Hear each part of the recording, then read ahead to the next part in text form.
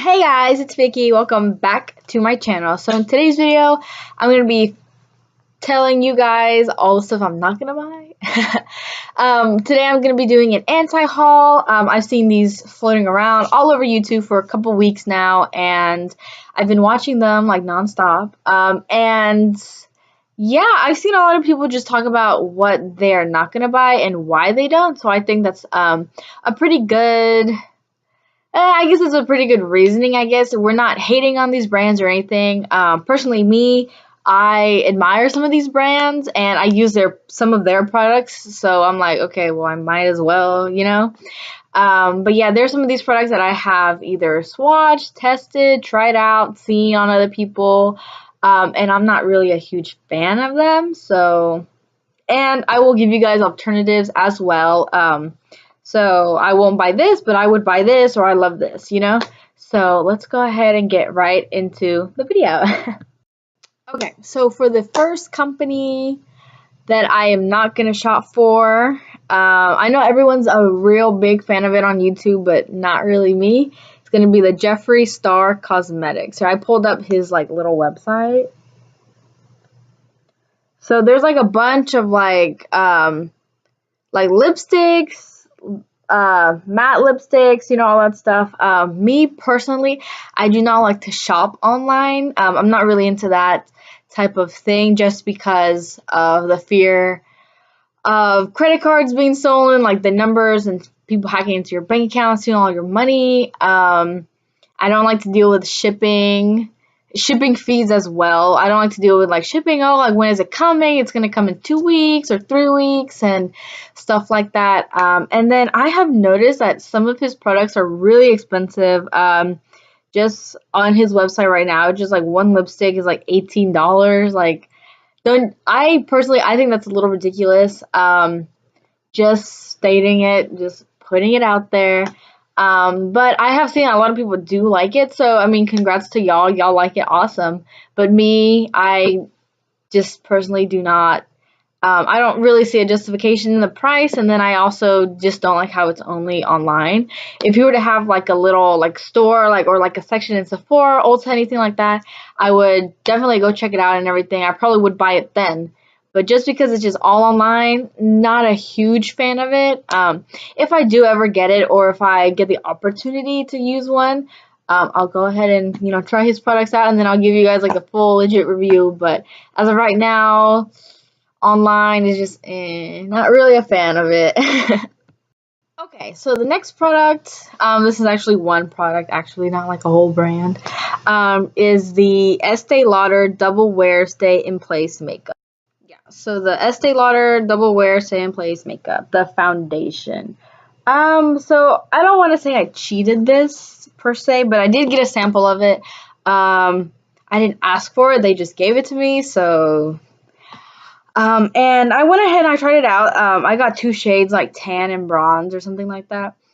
And the colors, they looked super ashy on me. They looked very, very cool.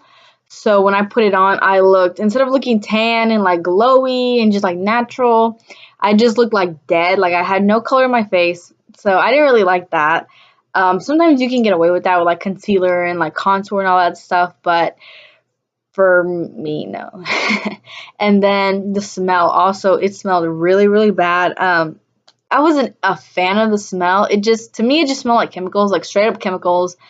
And I mean, why would I want to put that on my face if it stinks? So, and then also on the application, I saw that, well, right here on the sides of my mouth, I do get a little like crease, not creasing, but I do have like texture there, duh.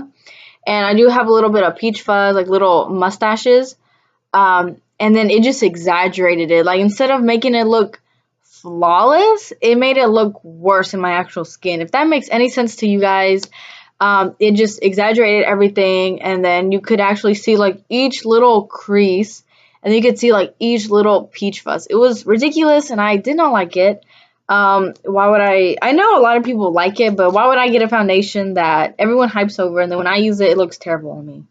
So I just thought, I was like, you know what, I'm probably not gonna buy this foundation. But I do know Estee Lauder's their skincare is really good, and so are their lipsticks, so I do recommend that. Okay, so the next product I am not gonna buy is the MAC eyeshadow. Well, really any MAC palette. There's some on the website right now, and just simply because I went in and first off, the price for only like 9 eyeshadows seems a little ridiculous for $32. If you were to do the math, it comes out to about, hold on, I can't do math either, like almost $4 an eyeshadow, which I find kind of expensive when you add it all up. So I didn't really like how it was only 9 shadows for $32. I thought that was a little expensive. And then I went ahead and I swatched a palette. I'm not sure which one it was. It was like the dusty rose, like a dusty purple color. And it was not smooth at all. Like compared to the Morphe eyeshadows, it kind of, you picked it up and it was like chalky. It was like kind of falling apart. And then the glitters, you kind of do like one little, you know how you swatch eyeshadows. You kind of just go around a couple times and then there's nothing on my finger. Basically, like you flaked off everywhere.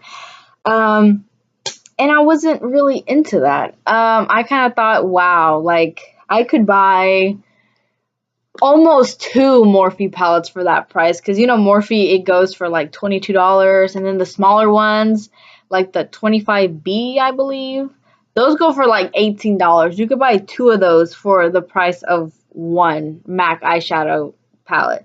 So I wasn't really a fan of that. I do know that MAC lipsticks and their MAC single shadows, those are bomb. I've used both of them. Really, really good. I would recommend you get those and splurge on those rather than splurging on one eyeshadow palette that kind of really isn't worth the hype. Just gotta say it out. So, yeah. Okay, so the next product, this is kind of just a preference. It's not, sorry, I just sneezed. I'm not hating on the company or anything. It's just that this is not really my preference, my cup of tea or anything. So this is the Milk Makeup Hydrating Oil Stick, and it is at Sephora. That's what it looks like. And I went ahead and I saw this in stores, and I went ahead and I swatched it on the back of my hand. And I already have oily skin. So something like this wouldn't really like benefit me in any way. I feel like it would just make me more oily. Which is not what I want. And yeah, I just watched it and it just felt like coconut oil all over the back of my hands. And as you guys know, coconut oil, it does, you know, clog up your pores and it causes you to break out. So that's what I thought of when I first saw this and I first watched it. I was like, oh my god, like I'm gonna put it on my face like as like a primer or like after I wash my face and all that stuff, and I'm gonna break out. It's never gonna leave my pores, and I'm gonna just so that's if it said it was a moisturizing stick, I would be like, okay, all right, moisture, perfect. Sometimes I get dry, but when it just says oil, I just think of the worst possible combination, which is breaking out, and I'm not really into that. I already have some breakouts right here, thanks to Clean and Clear, which is an awful company.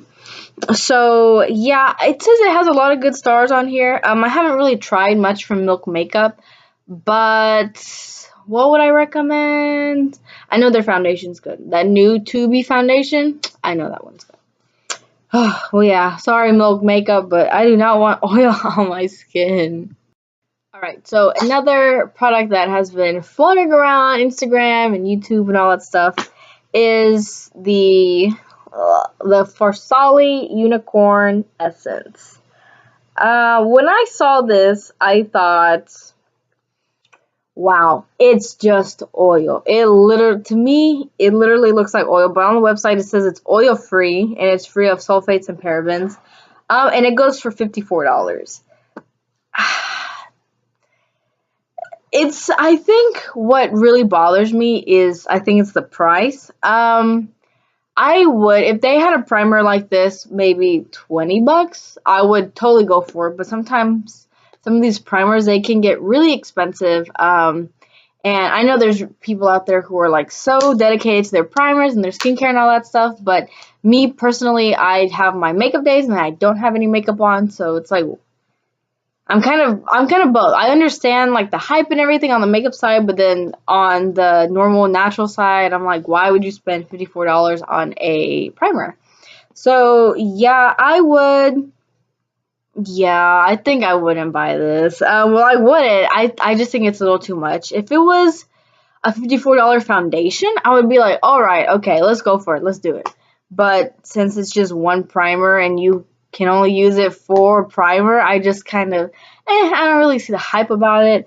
I haven't tried their other products, but I have seen them in Sephora, and still, just the price and the hype kind of, steer me away from actually buying it because it's so expensive, but oh well.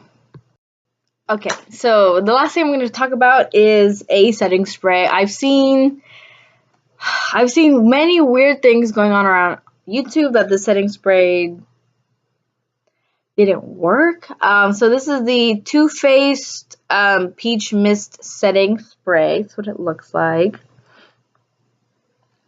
And I do believe that setting spray will make or break a makeup look, because personally I've seen it where I don't use setting spray, then I look all oily and everything falls apart and I have a lot of creases, and then when I do use it, everything's matte, everything's like in place and like glued to my face. And with this setting spray, I have heard that once you spray it, it leaves like a white cast. I have no idea, like flashback kind of, but with a setting spray. So I was like, no, I wasn't, no.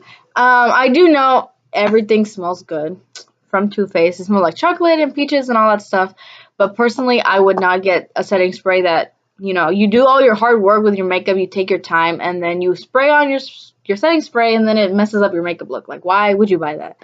Yeah, I've heard mixed reviews. Some say it's really good. Some say it messes up their entire makeup routine. So yeah, I know Too Faced better than Sex Mascara, and they're like melted liquid lipsticks, like the one that's in like the little tube. It's like melted. Those are good. I recommend getting those instead of the setting spray. Just my personal opinion. And yeah, no setting spray from Too Faced for me.